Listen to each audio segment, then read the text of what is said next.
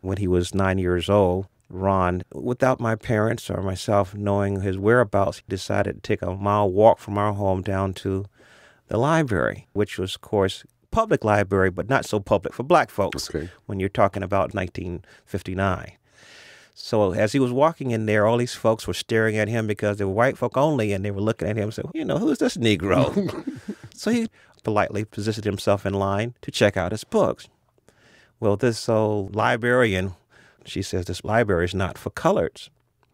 He said, well, I would like to check out these books. She says, young man, if you don't leave this library right now, I'm going to call the police.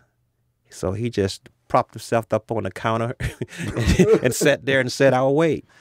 So she called the police and subsequently called my mother. Police came down, two burly guys come in and say, well, where's the disturbance? And she pointed to the little 9-year-old boy sitting up on the counter.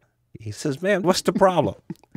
So my mother, in the meanwhile, she was called. She comes down there praying the whole way there. Lord Jesus, please don't let them put my child in jail. And my mother asked the librarian, what's the problem? Well, he wanted to check out the books, and your son shouldn't be down here. And the police officer said, why don't you just give the kid the books? And my mother said, he'll take good care of them.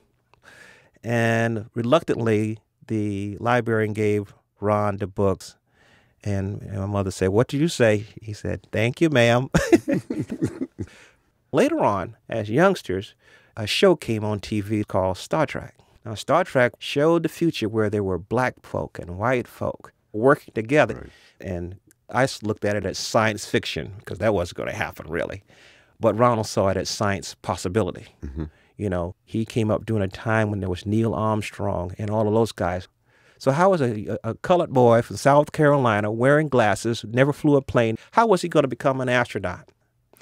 But Ron was the one who didn't accept societal norms as being his norm.